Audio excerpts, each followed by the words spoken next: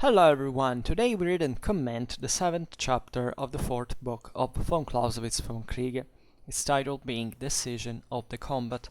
The text follows. No battle is decided in a single moment, although in every battle there arise moments of crisis on which the result depends. The loss of a battle is therefore a gradual falling of the scale, but there is in every combat a point of time when it may be regarded as decided, in such a way that the renewal of the fight would be a new battle, not a continuation of the old one. To have a clear notion of this point of time is very important in order to be able to decide whether, with the prompt assistance of reinforcements, the combat can again be resumed with advantage. Often in combats which are beyond restoration, new forces are sacrificed in vain. Often through neglect the decision has not been seized when it might easily have been secured. Here are two examples which could not be more to the point. When the Prince of Hohenlohe in 1806 at Jena, with 35,000 men opposed to from 60 to 70,000 under Bonaparte, had accepted battle and lost it, but lost in such a way that the 30,000 might be regarded as dissolved, General Ruchel undertook to renew the fight with about 12,000. The consequence was that in a moment his force was scattered in like manner. On the other hand, on the same day at Auerstedt, the Prussians maintained a combat with 25,000 against Davoust, who had 28,000 under midday, with success, it is true, but still without the force being reduced to a state of dissolution without even greater loss than the enemy, who was very deficient in cavalry. But they neglected to use the reserve of 18,000 under General Kalkreuth to restore the battle which, under these circumstances, it would have been impossible to lose.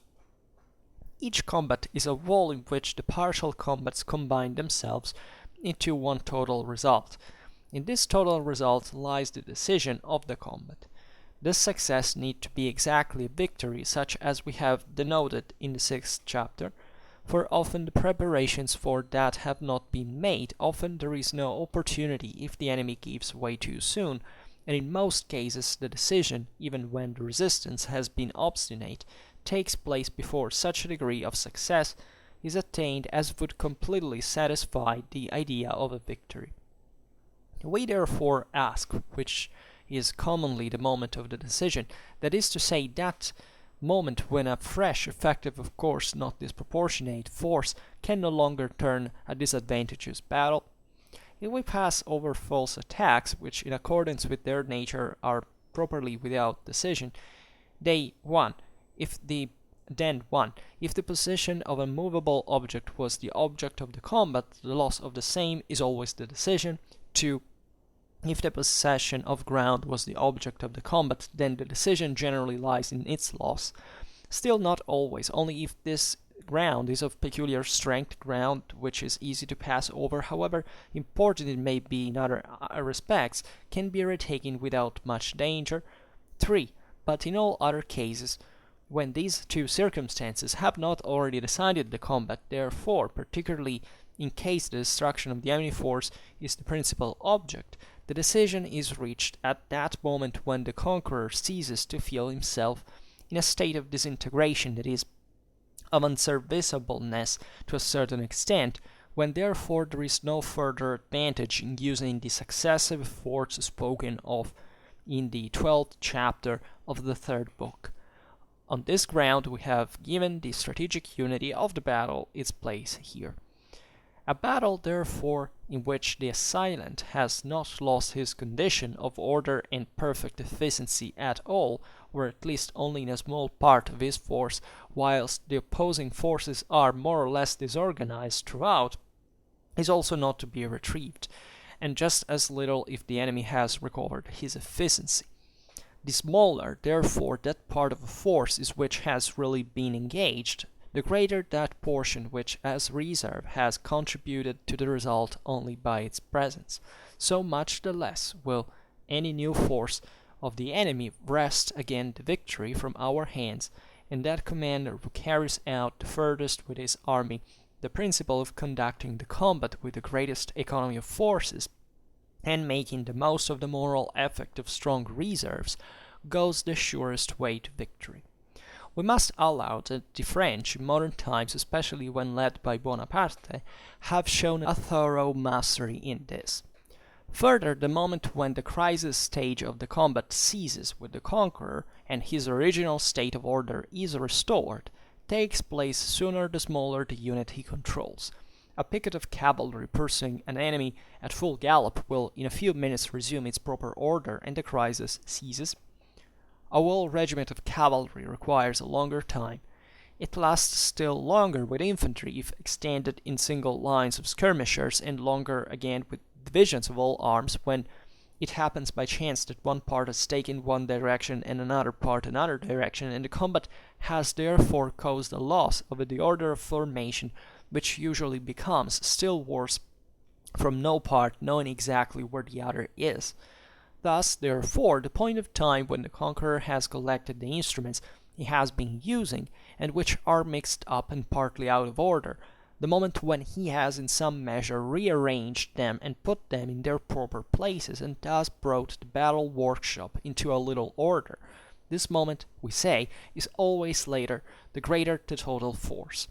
Again, this moment comes later if night overtakes the conqueror in the crisis, and lastly it comes later still if the country is broken and thickly wooded.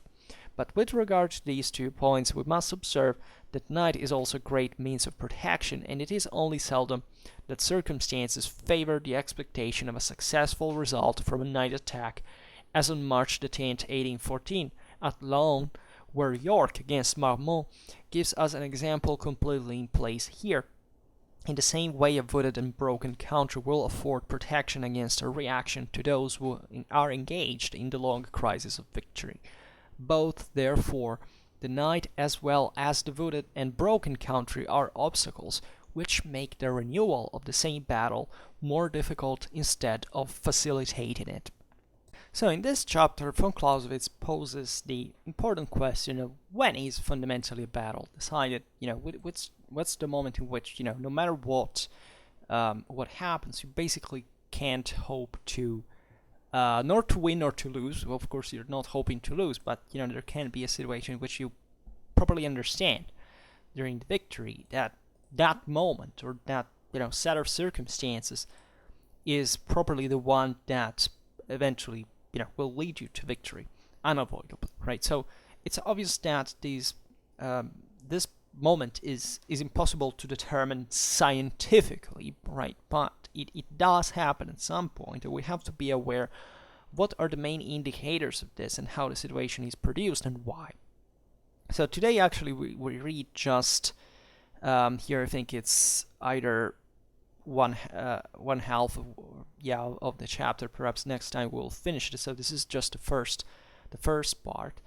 And in this one, as we've seen, fundamentally von Clausewitz makes examples about what's the situation which, even historically speaking, with the battles of Vienna, Auerstedt, of how can be a battle reversed, a battle's outcome reversed, let's say better, or not, and also points out what are the factors that fundamentally bring to that at a theoretical level, and what are the difficulties of in this picture, generally speaking, that can help or hinder us in winning in this sense, in gaining that unity that will eventually make the battle won.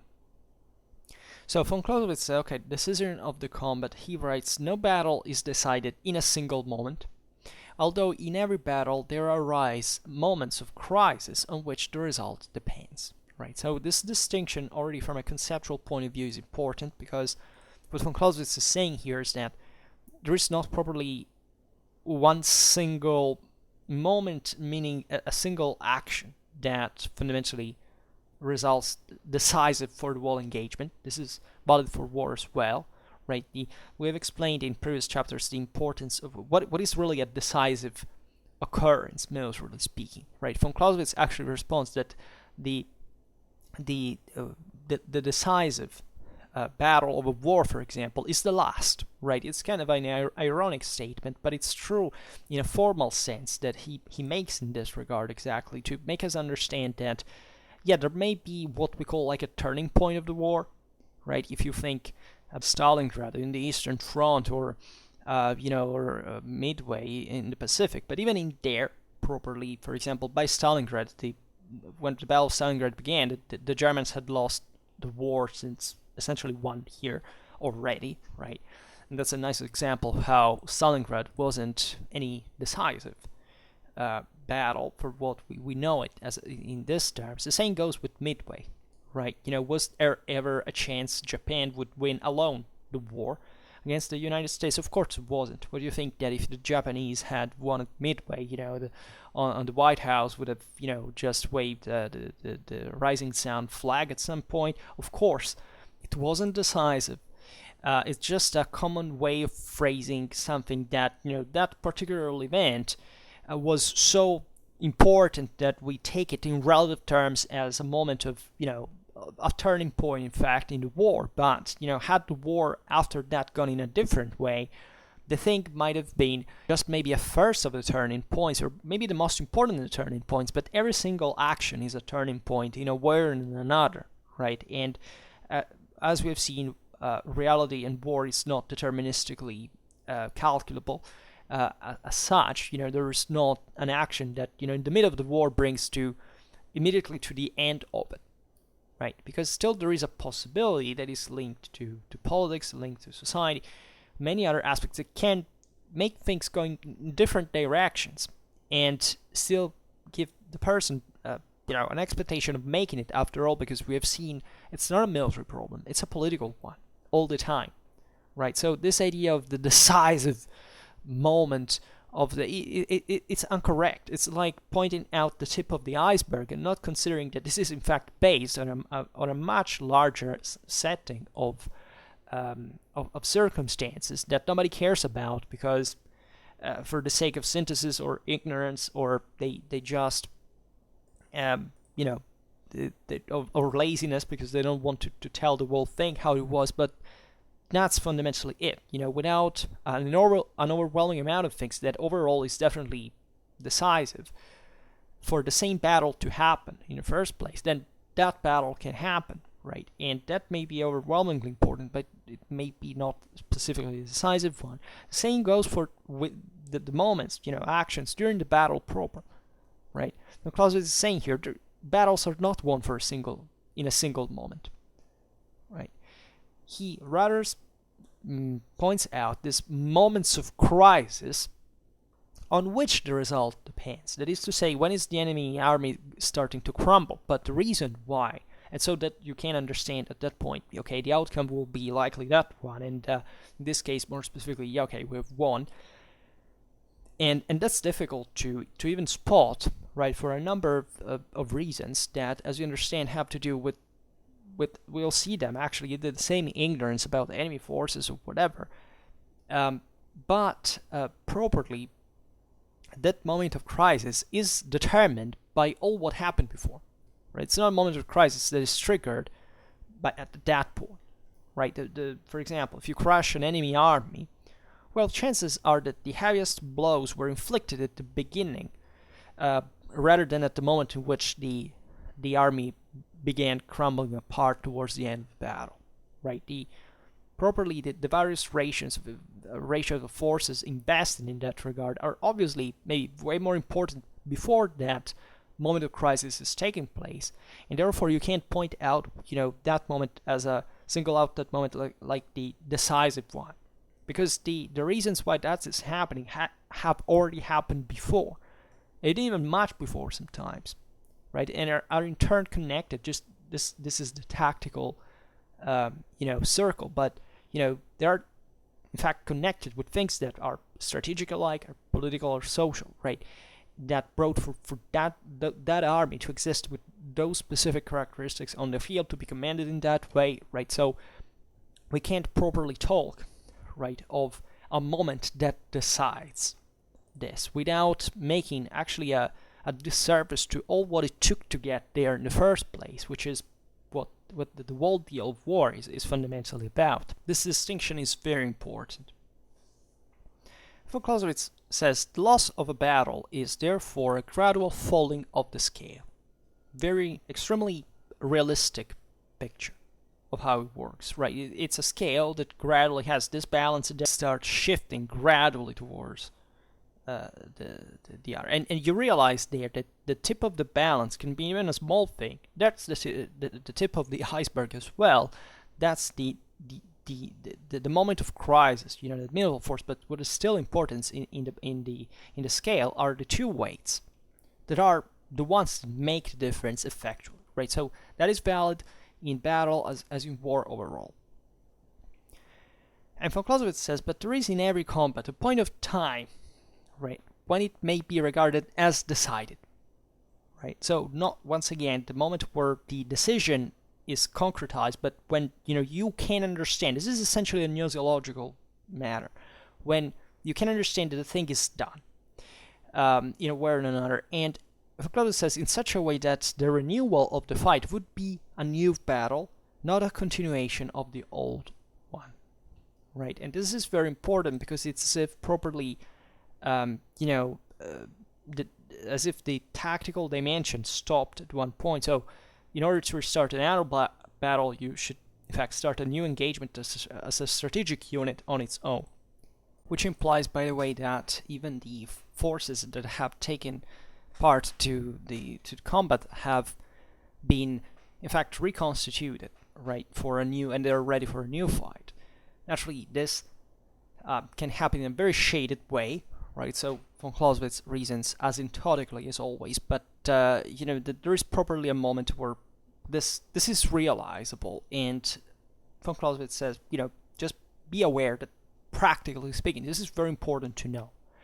And von Clausewitz then goes on and says to have a clear notion on this point of time is very important in order to be able to decide whether, with the prompt assistance of reinforcements, the combat can again be resumed with advantage. This is one of the reasons, first of all, that is to say, is it over? Do we have to disengage, retreat completely, or, can we hope in something again to happen? We've seen in the previous chapters how important time is in this regard, how we can hope naturally to revive a combat. And von Clausewitz makes two examples, as we were saying before, from the Prussian campaign of Napoleon in 1806, the culminating battles of Vienna, Auerstadt, that were in parallel. And von Clausewitz says, often in combats which are beyond restoration, new forces are sacrificed in vain, often through neglect. The decision has not been seized when it may easily have been secured. Here are two examples which could not be more important, more to the point. Naturally, to von Clausewitz, this was very dear because basically the French annihilated his country in these battles, and he, as you know, he had to fly to escape to Russia and so on. All these his lifetime events, but the point here he's making here is that it's very important to be aware of whether it's possible whether to go on or not with the fight.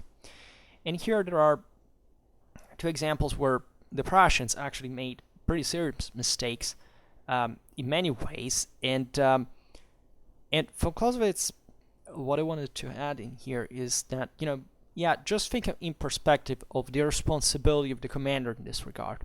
Like it's a bet in many ways because that Clausewitzianly speaking, let's say, the main deal of war in many ways is first of all understanding what the hell is happening. That's probably the single most difficult thing in a strictly rational sense if you want to take the decision. But think about the moral burden of saying, the battle is going badly, that this thing is going to crumble from a moment to another to your risk, and you have the decision, responsibility of calling other troops in or not, and the difference can be literally the one between victory and defeat, but also with all the costs, the human costs attached, and all the consequences, as you can imagine. So the examples are when the Prince of Hohenlohe in 1806 at Vienna, October 14th, 1806, with 35,000 men opposed to from 60 to 70,000 under Bonaparte, had accepted battle. and lost it, but lost it in such a way that the 35,000 may be regarded as dissolved, General Rüchel undertook to renew the fight with about 12,000. The consequence was that in a moment his force was scattered in like manner. Right. So this is at Jena. You have the example of a battle that was lost beyond repair, and this general sends other troops in, and these are literally wiped out by the French because there was nothing to be revived there. Best thing would have been then to retreat in the first place. On the other hand, in the same way at Auerstedt, the Prussians maintained a combat with 25,000 against Davoust, who had 28,000. Right, so it was a pretty evenly matched confrontation. And so until midday, without success, it is true, that is to say, they hadn't managed breakthrough, but still without the force being reduced to a state of dissolution without even greater loss than the enemy. Right, so once again, a situation was still evenly matched. And who was the enemy? Who was very deficient in cavalry. Right, so we couldn't even exploit for example, the pursuit, the shock force to eventually break the remnants of the enemy army and pursue them and collect a greater trophy, as we've seen from the previous chapters, and when properly the destruction of the battle, not during combat but during the pursuit, is carried out. But the Prussians, von Clausewitz says, neglected to use the reserve of 18,000 under General Kalkreuth to restore the battle, which under these circumstances it would have been impossible to lose, because the enemy was worn out almost as much as the army of the Prussians that had already fought with them, and General Kalkreuth with a substantial force, right, of fresh troops, would have been able to reverse the tides there, and didn't do it. Right, so complete disaster. Of course, the Battle of Jena and Auerstedt is, passing the annals of military history as one of the greatest military disasters. And von Clausewitz points out that a great part of this was due, among many other things, that are also the reasons that inspired the writing of the Vom Kriege, that probably the Prussian command didn't understand where the thing was decided proper. So you understand the practical realization of this whole thing. The first example in Jena, 12,000 men wiped out for miscalculating the decision of the battle. At Auerstedt, simply in a battle it could be reversed, and that instead became a defeat, right, of the whole. So von Clausewitz says each combat is a whole in which the partial combats combine themselves into one total result. In this total result lies the decision of the combat, right? So there are all these smaller engagements that altogether bring to the outcome, both tactically and strategically, as much as the battles do for the strategic picture altogether. And this success need not to be exactly a victory, such as we have denoted in the 6th chapter, for often the preparations for that have not been made. Often there is no opportunity if the enemy gives way too soon, and in most cases the decision, even when the resistance has been obstinate, takes place before such a degree of success is attained as would completely satisfy the idea of victory, right? So a battle can be won, but still not attaining that objective that was the reason why it was fought in the first place. Also, the enemy could simply get away before we can crush him properly, especially if our objective is the greater the battle is in terms of importance, the more, in fact, proportionally the wiping the enemy forces out, right? So it's like there are circumstances in which the breaking point, let's call it in this way, the moment of crisis, can escape our object right? The important here is, however, to realize when and how it happens, and in fact, how the enemy can even subtract itself from this to happen, right? And von Clausewitz in fact says, we therefore ask which is commonly the moment of the decision, that is to say that moment when a fresh, effective, of course not disproportionate force can no longer turn a disadvantageous battle, right? So when is that? We can't still, with the moment from, before which and after which respectively we still can or can't send troops in to revert the tides of combat. So von Clausewitz says, if we pass over false attacks, which in accordance with their nature are properly without decision, so that do not properly aim even to this critical goal, then there are these 3 points. One, if the possession of a movable object was the object of combat, the loss of the same is always the decision, right? It could be a movable object, that is not to be believed as something moving on the battlefield, but properly, as we will see, especially with the concept of Schwerpunkt, you understand what it is. 2, if the possession of ground was the object of the combat, right, then the decision generally lies in its loss. Still, not always, only if this ground is of peculiar strength, ground which is easy to pass over, however important may be in other respects, then be retaken without much danger. So if we have very specific objects that do not pass through the annihilation of the enemy forces per se, well, that's relatively easy, right? We have gained that objective, the enemy is done. That's enough, right? 3, the most important one, but in all other cases, when these 2 circumstances have not already decided the combat, therefore, particularly in case the destruction of the enemy's force is the principal object, the decision is reached at that moment when the conqueror ceases to feel himself in a state of disintegration, that is, of unserviceableness to a certain extent, when therefore there is no further advantage in using the successive efforts spoken in the 12th chapter of the 3rd book. On this ground we have given the strategic unity of the battle its place here.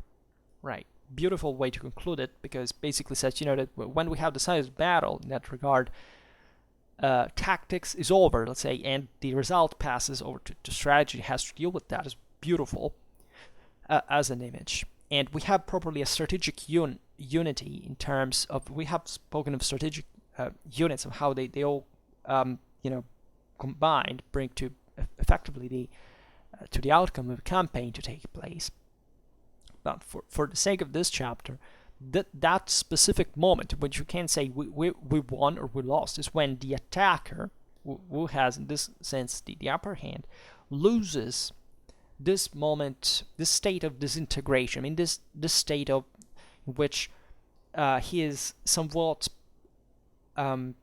paralyzed in the combat. I don't know if von Clausewitz would have put it in this way, but let's say where the combat is processing in a way that he cannot distract his forces from the specific combat that they're committed to. So in a way they are unserviceable to a certain extent, as von Clausewitz puts it here.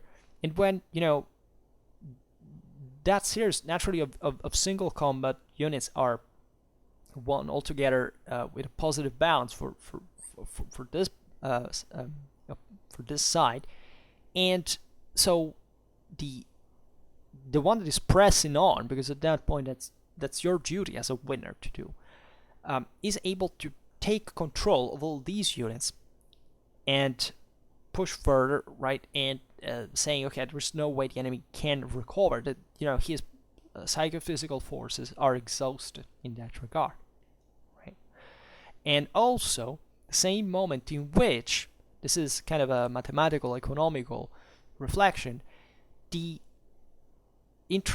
say the arrival of other of fresh reserves, for example, in the field would be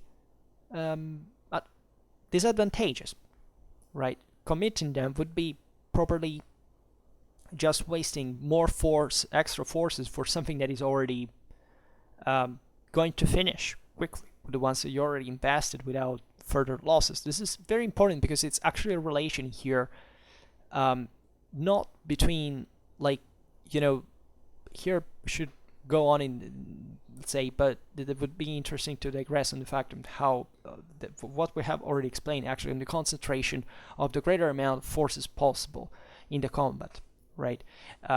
In terms of of gaining that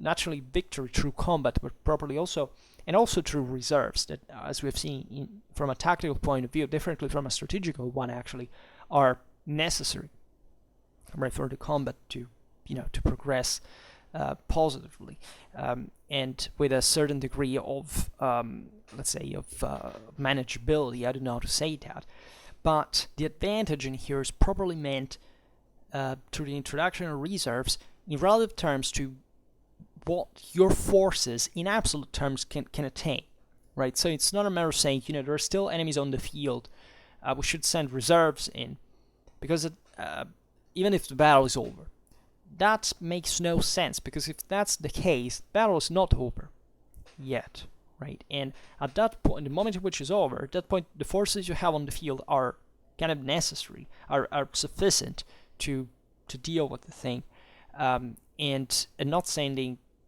troops from. We're talking about reinforcements, right? Actually, not specifically reserves, because the reserves are the ones you still have on the battlefield at the moment of combat, right? And we're talking about reinforcements that brought in would just consume resources for a battle that is already won. This is the point. Then, of course, you could have reserves in form, especially of cavalry troops that can't pursue, right? But this is very important. So, to summarize, it's the moment in which you basically regain control of your forces. The winner, say better, regains control of his forces so that you can't push them further. And the moment in which it's inconvenient for the winner to call for reinforcement in an economically reasonable way, right? So von Clausewitz says, a battle, therefore, in which the assailant has not lost his condition of order and perfect efficiency at all, or at least only in a small part of his force, whilst the opposing forces are more or less disorganized throughout, is also not to be retrieved, and just as little if the enemy has recovered his efficiency. Now, this is very important as well, because it pictures the thing not just from the winner's side, but properly in relation also with the defeated one. And so, what's the point? Well, if the one that has the advantage, that apparently in this example the one that had always had it throughout the whole thing, has control of his forces, has still fresh troops to send in, and instead if the other side is disorganized and doesn't have that unity of command, doesn't have that control of its own forces, still disorganized, well, at that point you can't properly reverse the tides, right? And that's very serious, because it makes you understand what is that properly brings to the defeat, right? The fact that you don't have that control anymore on your own troops, and this is properly fighting against an enemy that is organized, that has maintained the upper hand during all the struggle, that has other forces to spare, is by definition the moment in which the battle is decided, right? Very important point here. Von Clausewitz says also, the smaller, therefore, that part of a force in which has really been engaged, the greater that portion which as reserve has contributed to the result only by its presence, so much the less will any new force of the enemy wrest again the victory from our hands, and that commander who carries out the furthest with his army the principle of conducting the combat with the greatest economy of forces and making the most of the moral effect of strong reserves, goes the surest way to victory. Right? So this statement reflects properly on the value of the reserve that we have seen, that together with the available reserve, that together with the lost or gained ground is the discriminant respectively for the victory, right? So that the more, or better, the less the forces are involved in combat, right, and gaining this result over the enemy, of disorganizing him, right, and the more the victory is going to be, crushing this regard. The more the decision will be irreversible, because the enemy has still lots of forces to send in proportionally, and for the one who was disorganized from the other side, there's no way to cope with those fresh reserves while his troops are exhausted, right? So this is also pretty clear. And von Clausewitz says, we must allow that the French in modern times, especially when led by Bonaparte, have shown a thorough mastery in this, right? So much of this was based on properly the calculation of this use of the reserves, right? In some of the greatest battles of Napoleonic times, think about the Battle of Ulm, and there are many examples of this. Properly the calculation of the decisivity, let's say, of the combat has been the key for, in fact, employing better the reinforcements and understanding about what needed to be done, even when the battle was going, the battle was lost, right? So that there wouldn't be other forces to be thrown away uselessly.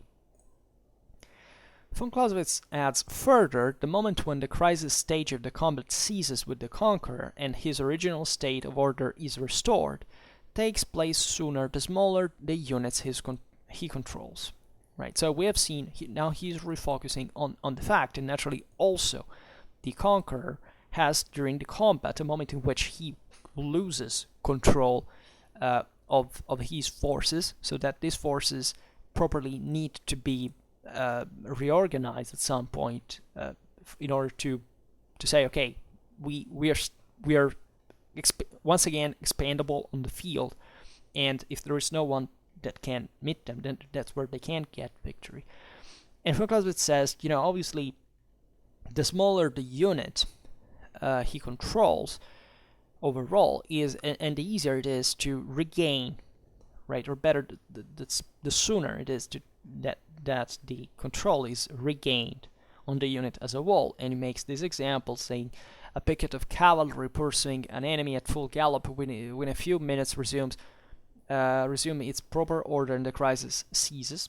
Right, this is very important in even for evaluating the strength of cavalry. Right, how many times during a combat is able to launch another charge, right, to regroup, reform, and launch another charge for which order is necessary. It's a brilliant indicator of the value of a cavalry, and that's not something you can have if properly the quality does not exist. So always bear it in mind, historically speaking. While, for example, von Clausewitz says a whole regiment of cavalry requires a longer time, and therefore also in here that the larger the unit is and the more we can appreciate its overall value, right? And things like collective training and discipline are dramatic evidence in here. It says it lasts still longer with infantry, if extended in single lines of skirmishers, and longer again with divisions of all arms, when it happens by chance that one part has taken one direction and another part another direction. The combat has therefore caused a loss of the order of formation, which usually becomes still worse from no part knowing exactly where the other is. Right. This is interesting because it points out how fundamentally cavalry is a matter of speed proper, right? Because the horse may not be so trained to readapt to that situation as a cavalryman, but let's not underestimate horses actually, because they understand it actually very well, and that's also what the value of cavalry is. You can't have good cavalrymen and bad horses to have a good cavalry, right? You must have both things good. But here it's infantry that properly takes more time to regroup, right? When it's stretched out, it says with the skirmishers, for example, that are scattered by the definition, they do not hold particularly compact rank. So the thing takes a longer time, of course, even with greater units. The same goes for cavalry and infantry in the same type.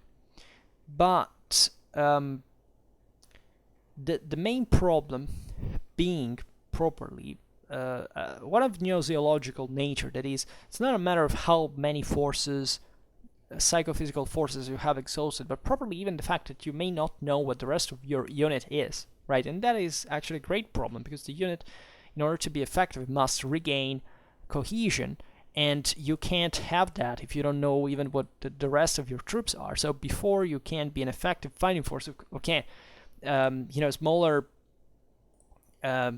parts of a unit can still work, organically, but still their effectiveness is not going to be as great as the one of the broader unit remaining cohesive, of course, or regaining cohesion in this regard. So Clausewitz is saying this to show how actually complicated this thing is, how it's not natural to, it's not immediate to regain control of your forces on the field, even if you're the winner, right? And that has always some cost in terms of time and resources. So you're the winner, but you still have to cope with this very concrete problems when that may actually even cause at that point a reduction in the let's say the magnitude of victory by itself. We've seen before from Clausewitz saying maybe the enemy at that point will be able to run away faster than you can regroup, regain control in your forces. That may be even overall, that maybe that depends on, not maybe, but surely depends on other factors, but still you may not have fully accomplished your object, because maybe your object was to fully pursue the enemy and he managed to slip away instead. So think about all the various circumstances that can happen in this regard, and how this is not once again a deterministic or positivistic system by the slightest, and it's always a great problem to maintain troops together on the field, right? That's why collective training and discipline are so decisive, right? And individual skills are not the way you make war in a civilized fashion. At least in terms, if that's the primary importance you attribute to that, that's tribal warfare, and it's not modernity and its devastating effects.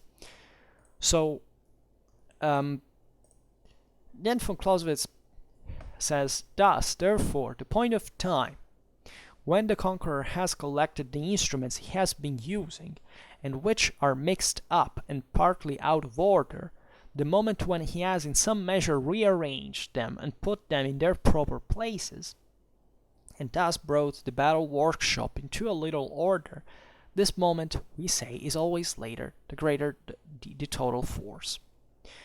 This is also dramatically important. It's beautiful how he uses, this idea of the battle workshop, as if, battlefield was properly the moment in which you test what war is really about, even just for learning about it. But this is not what the chapter is about, but we have seen it many times. But more properly here it is the greater your forces are, and in many ways, in some occasions, the greater the magnitude of your victory, and the greater the difficulty actually of keeping your forces together. The longer the time it will take to even properly acknowledge that the battle is won, right? And let's actually be more precise in here, because it's not properly an acknowledgement, because we have seen that the moment proper when this control is reacquired on the forces of the conqueror makes the conqueror such, right? Before, as long as he remains disorganized, theoretically, well, he would still be not necessarily, let's say, at least in control of the situation, right? It could still be that something could go on from the enemy side, and the situation is continuously evolving. So think it about how important this is overall. How the mere that there are great battles, that some of the greatest victories in the history of warfare that are properly not realized until this reacquisition of control in the fortresses are happens, right? Is reaffirmed. So this is extremely important once again, because it affects the way the combat proceeds, right? And as we've seen, this is of dramatic importance even for the strategic outcome overall. So Von Clausewitz then writes, again, this moment comes later if night overtakes the conqueror in the crisis, and lastly it comes later still if the country is broken and thickly wooded. But with regard to these 2 points, we must observe that night is also a great means of protection, and it is only seldom that circumstances favor the expectation of a successful result from a night attack, as on March the 10th, 1814 at Laon, where York against Marmont gives us an example completely in place here. Right, in the same way a wooded, so this was the celebrated charge at night upon Marmont corps, etc. But in the same way, a wooded and broken country will afford protection against a reaction to those who are engaged in the long crisis of victory. Right. Both, therefore, the night as well as the wooded and broken country are obstacles which make the renewal of the same battle more difficult instead of facilitating it. Right.